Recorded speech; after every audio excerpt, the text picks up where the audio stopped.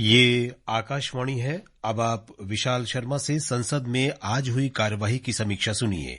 पहले लोकसभा। लेखक हैं पीटीआई भाषा के अनवार उल हक। बिहार में जारी मतदाता सूची के विशेष गहन पुनरीक्षण एसआईआर मुद्दे पर विपक्ष के हंगामे के कारण पिछले कई दिनों की तरह आज भी लोकसभा में गतिरोध बरकरार रहा।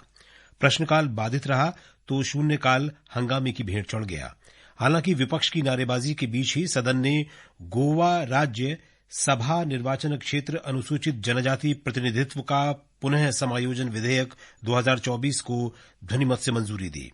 विपक्ष के हंगामे के कारण सदन की कार्यवाही पहले सुबह 11:25 पर दोपहर 2 बजे तक के लिए स्थगित करनी पड़ी और फिर 2:15 पर कल सुबह 11 बजे तक के लिए स्थगित कर दी गई। कांग्रेस और उसके कई सहयोगी दलों के सदस्यों ने एसआईआर पर चर्चा की मांग करते हुए पिछले कुछ दिनों की तरह आज भी नारेबाजी की। संसद के मानसून सत्र की शुरुआत बीते 21 जुलाई को हुई थी और निचले सदन में केवल 2 दिन बीते 29 और 30 जुलाई को प्रश्नकाल हो पाया था। लोकसभा अध्यक्ष ओम बिरला ने आज सदन में नारेबाजी कर रहे विपक्षी सदस्यों को आड़े हाथों लेते हुए कहा कि वे संसद की गरिमा को गिरा रहे हैं और देश की जनता की भावनाओं के अनुरूप कार्य नहीं कर रहे हैं। सदन की कार्यवाही सुबह 11 बजे आरंभ होने पर लोकसभा अध्यक्ष बिरला ने 3 पूर्व सदस्यों शिबू सोरेन, तिलकधारी प्रसाद सिंह और रामरती बिंद के निधन के बारे में सूचित किया और उनके राजनीतिक जीवन का संक्षिप्त विवरण दिया। इसके बाद सभा ने कुछ पल मौन रखकर तीनों दिवंगत पूर्व सदस्यों को श्रद्धांजलि दी। बिरला ने जैसे ही प्रश्नकाल शुरू कराया, विपक्षी दलों के सदस्य एसआईआर के मुद्दे पर चर्चा की मांग करने लगे। उन्होंने नारेबाजी शुरू कर दी। हंगामे के बीच ही कृषि मंत्री शिवराज सिंह चौहान और गृह राज्य मंत्री नित्यानंद राय ने कुछ सदस्यों के पूरक प्रश्नों के उत्तर दिए। उन्होंने ये भी कहा कि विपक्ष के सदस्य योजनाबद्ध तरीके से सदन में गतिरोध पैदा कर रहे हैं, जो लोकतंत्र के लिए उचित नहीं है। अध्यक्ष ओम बिरला ने जैसे ही प्रश्नकाल शुरू कराया, तभी विपक्षी दलों के सदस्य एसआईआर के मुद्दे पर चर्चा की मांग करने लगे। विपक्षी सदन में बिहार में जारी मतदाता सूची के विशेष गहन पुनरीक्षण एसआईआर पर विशेष चर्चा की मांग कर रहा है। लोकसभा अध्यक्ष ने नारेबाजी कर रहे सदस्यों से कहा कि आप सदन को नियोजित तरीके से बाधित करना चाहते हैं। मैंने प्रयास किया कि सदन चले, लेकिन कई बार आग्रह करने के बावजूद आप संसद की गरिमा और मर्यादा को गिरा रहे हैं। दुनिया के सबसे बड़े लोकतंत्र का सदस्य होने के बावजूद आपका व्यवहार और आचरण संसदीय मर्यादाओं के अनुरूप नहीं है। उनका कहना था कि सदस्यों के अपनी सीट पर बैठने के बाद ही सदन की कार्यवाही आगे बढ़ेगी। ओम बिरला ने कहा कि योजनाबद्ध तरीके से सदन स्थगित कराना लोकतंत्र के लिए उचित नहीं है। आप देश की जनता की भावनाओं के अनुरूप कार्य नहीं कर रहे हैं। हंगामा नहीं थमने पर उन्होंने सदन की कार्यवाही 11:25 पर 2 बजे तक के लिए स्थगित कर दी। सदन की कार्यवाही एक बार के स्थगन के बाद 2 बजे पुनः शुरू हुई तो पीठासीन सभापति संध्या राय ने आवश्यक कागज प्रस्तुत कराए। इस दौरान विपक्षी दलों के सदस्यों ने एसआईआर के मुद्दे पर नारेबाजी शुरू कर दी। इसके बाद विधि मंत्री अर्जुन राम मेघवाल ने गोवा राज्य सभा निर्वाचन क्षेत्र अनुसूचित जनजाति प्रतिनिधित्व का पुनः समायोजन विधेयक 2024 को चर्चा एवं पारित करने के लिए प्रस्तुत किया। इसमें गोवा विधानसभा में अनुसूचित जनजाति के लिए सीट आरक्षित करने का प्रावधान है। सदन ने कुछ मिनट के अंदर ही कुछ विपक्षी सदस्यों के संशोधनों को खारिज करते हुए शोर शराबे के बीच ही विधेयक को ध्वनिमत से मंजूरी दे दी। इस विधेयक पर पिछले साल दिसंबर में संसद के शीतकालीन सत्र में चर्चा हुई थी। एसआईआर के मुद्दे पर लोकसभा की बैठक सुबह एक बार स्थगित होने के बाद 2 बजे शुरू हुई तो पीठासीन सभापति संध्या राय ने विधेयक को पारित करने के लिए प्रस्तुत करने के वास्ते कानून मंत्री अर्जुन राम मेघवाल का नाम पुकारा।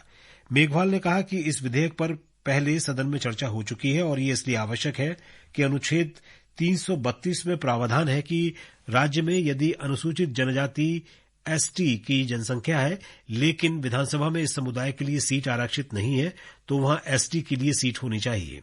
उन्होंने कहा कि गोवा विधानसभा में 40 सीट में अनुसूचित जाति के लिए 1 सीट आरक्षित है, लेकिन एसटी की एक भी सीट नहीं है और इसलिए ये समुदाय राज्य विधानसभा में आरक्षण का लाभ प्राप्त नहीं कर पा रहा।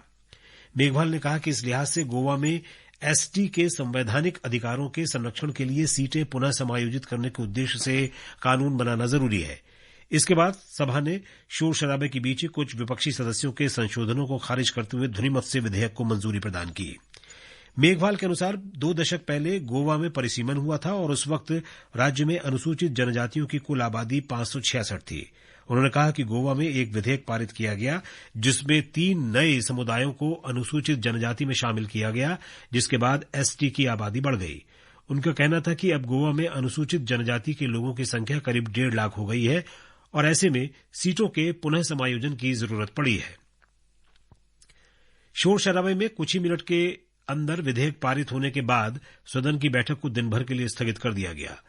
केंद्रीय कृषि मंत्री शिवराज सिंह चौहान ने आज लोकसभा में कहा कि प्रधानमंत्री नरेंद्र मोदी के नेतृत्व वाली सरकार ने पिछले 11 वर्षों में किसानों के खातों में लगभग 44 लाख करोड़ रुपए भेजे हैं। उन्होंने सदन में प्रश्नकाल के दौरान पूरक प्रश्नों का उत्तर देते हुए प्रधानमंत्री किसान सम्मान निधि योजना, प्रधानमंत्री फसल बीमा योजना, उर्वरक पर सब्सिडी और उपज की खरीद पर सरकार द्वारा खर्च की गई राशि का ब्यौरा दिया। प्रश्नकाल के दौरान एसआईआर के मुद्दे पर हंगामा कर रहे विपक्षी सदस्यों को निशाने पर लेते हुए चौहान ने कहा कि विपक्ष मुझे सवालों का जवाब नहीं देने दे रहा है, किसानों और उनके लिए कल्याणकारी योजनाओं के बारे में जानकारी को रोकने का प्रयास कर रहा है। चौहान ने कहा कि मैं दावे के साथ कह सकता हूं कि प्रधानमंत्री मोदी के नेतृत्व में पिछले 11 वर्षों में किसानों की आय दोगुनी करने के लिए अनेक कदम उठाए गए हैं।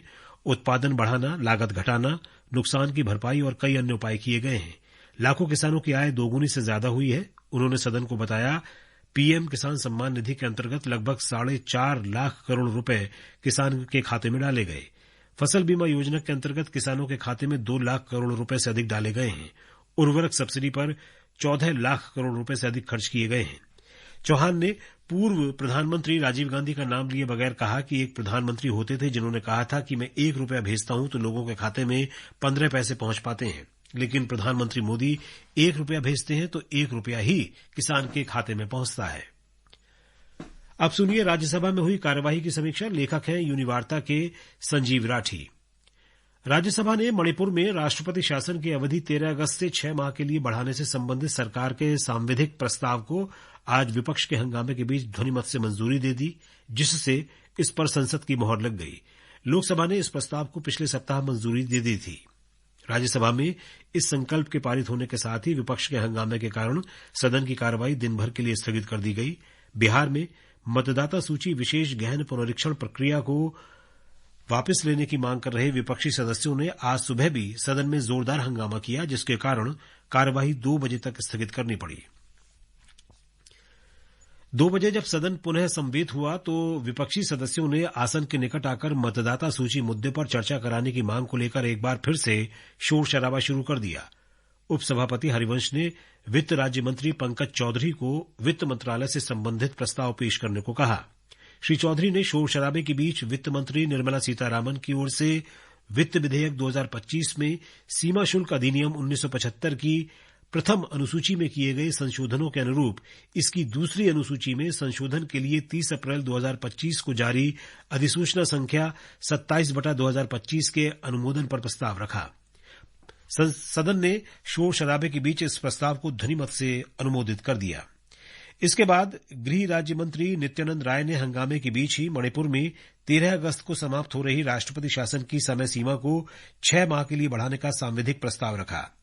उपसभापति ने हंगामा कर रहे विपक्षी सदस्यों को मणिपुर में राष्ट्रपति शासन बढ़ाने के सांविधिक प्रस्ताव के महत्व पर जोर देते हुए इसे पारित कराने में सहयोग की अपील की। उन्होंने कहा कि यह संकल्प एक अध्यादेश के संबंध में है जिसकी एक समय सीमा है। प्रस्ताव पर हंगामे के बीच ही संक्षिप्त चर्चा का जवाब देते हुए श्री राय ने कहा कि गत 13 फरवरी को राष्ट्रपति शासन लागू होने के बाद मणिपुर में स्थिति में काफी सुधार हुआ है। राष्ट्रपति शासन के दौरान केवल एक व्यक्ति की हिंसा में मौत हुई है। पिछले कई महीनों से वहां स्थिति पूरी तरह नियंत्रण में है। उनके संक्षिप्त उत्तर के बाद सदन ने ध्वनिमत से प्रस्ताव को अनुमोदित कर दिया और सदन की कार्यवाही दिन भर के लिए स्थगित कर दी गई। संकल्प पर संक्षिप्त चर्चा में वाईएसआर कांग्रेस के सुभाष चंद्र बोस पिल्ली और बीजू जनता दल के मुजीबुल्ला खान ने अपनी बातें रखी, लेकिन उनकी आवाज शोर शराबे में दब गई।